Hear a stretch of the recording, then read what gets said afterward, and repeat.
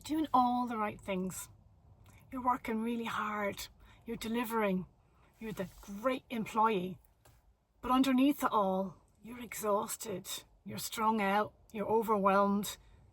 And you feel like it's not working. You're doing the right things. Why is it not working?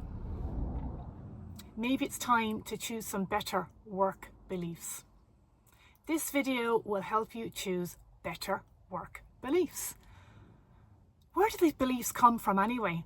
They probably come from the Industrial Revolution, where you're a cog in a machine. They just want you to work hard, turn up, 9 to 5, or actually in those days, probably 9 till 9 or something. Work hard, turn up, don't give out, just work hard, don't think too much, don't worry about yourself, just do what we need for the company. So where do they, first of all, challenge the work beliefs. Are they your beliefs? Are they industry's beliefs? Are they society's beliefs? Are they serving you? I'm going to challenge some work beliefs in this video, and then we're going to reorientate them so that they serve you. First belief, work hard. Work hard. Everybody, to work hard, to get on, you must work hard. You must be seen to be working hard. You must be, really tired at the end of the day. Really? Do you have to? Do you have to? I prefer the belief, work wisely. I see a lot of my colleagues and they're doing busy work. They're doing stuff that's not really adding any value, but yes, they're working hard. They're working hard all the hours in the work day. They're definitely working. Is it useful work? Is it good work? So work wisely.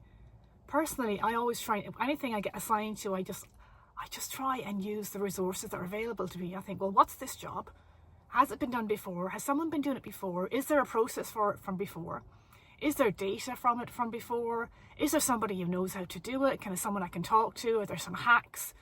So then I look all the way around, and actually lately with AI, I'll put some queries in and I'll find out, well, what's the best way of doing this? What are the pitfalls of doing this? What are better ways of doing it? And then I will think, well, how do I do it the best way for me? And then what I'll probably find, there'll be some gaps that only me, with my technical expertise, whatever that might be, can fill. So then I'll concentrate on the gaps that maybe I need to write a process. There's a gap in the process that I need to fill. There's a gap in the process for analysing the data that I need to fill.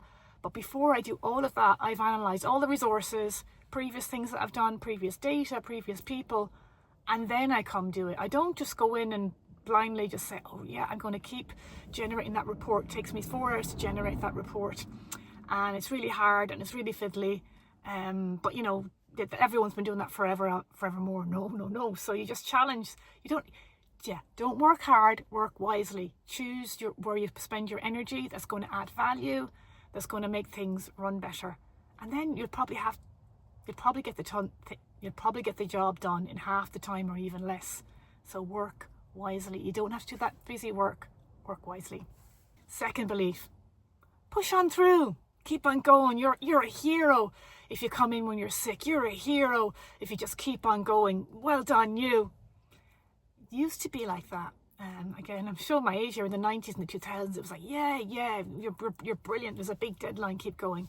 Don't get me wrong. If it's a big deadline, I'm totally there and I'm totally on board with everyone else, and we're all hands on deck. Of course I am.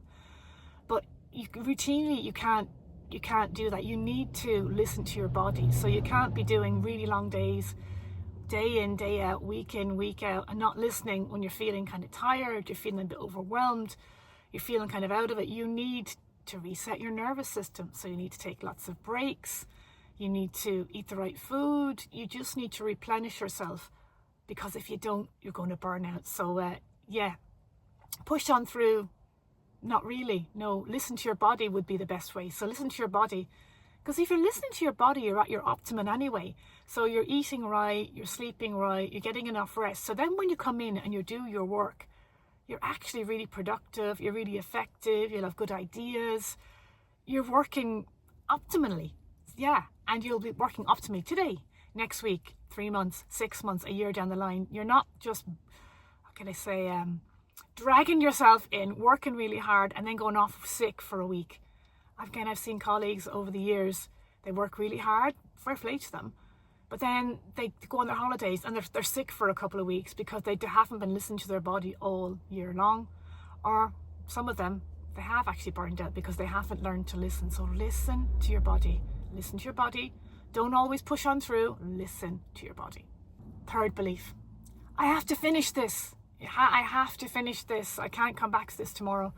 Truthfully, this is one I'm kind of working on myself.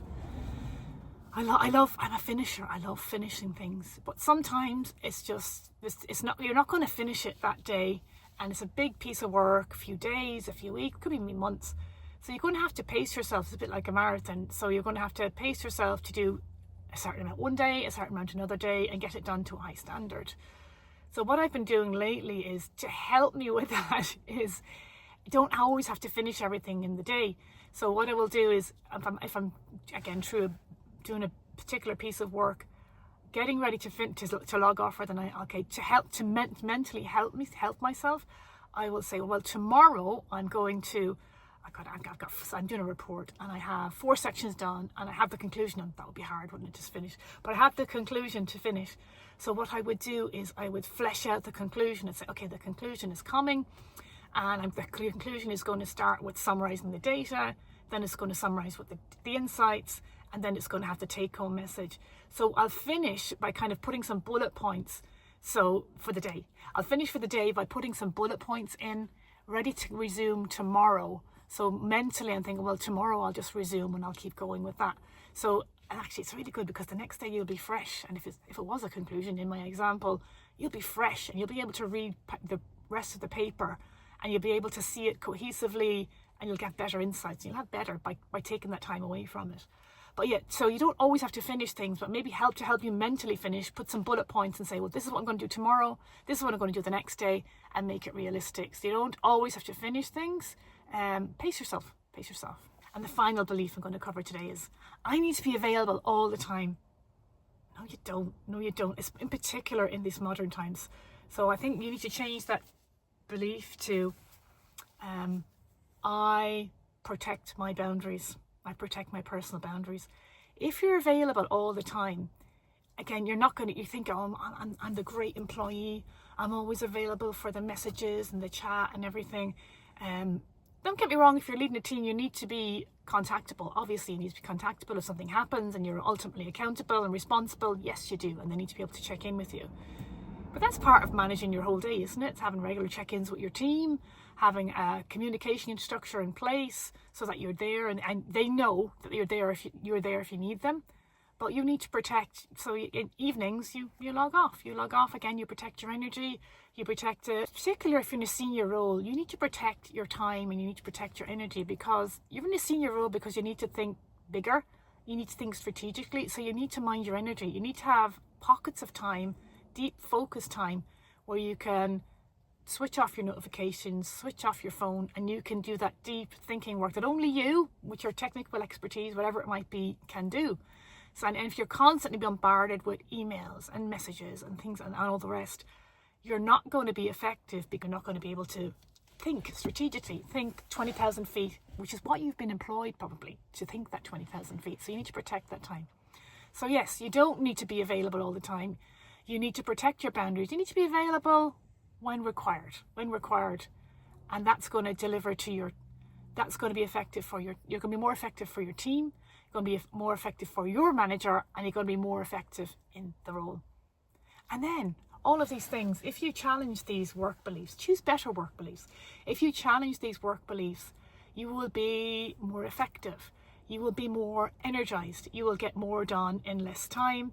You will be there in 3 months, 6 months, a year. You won't be burning out and you won't be sick because you'll be looking after yourself. So I think these beliefs could serve you a lot better than the work hard, pushing through, oh, you're a hero. Yeah, I think that those days are gone. So it's listen to your body, work wisely, have effective boundaries. Yeah, and then you're there for the long haul, delivering for yourself, the company, and everyone around you. Looking forward to seeing you in the next video.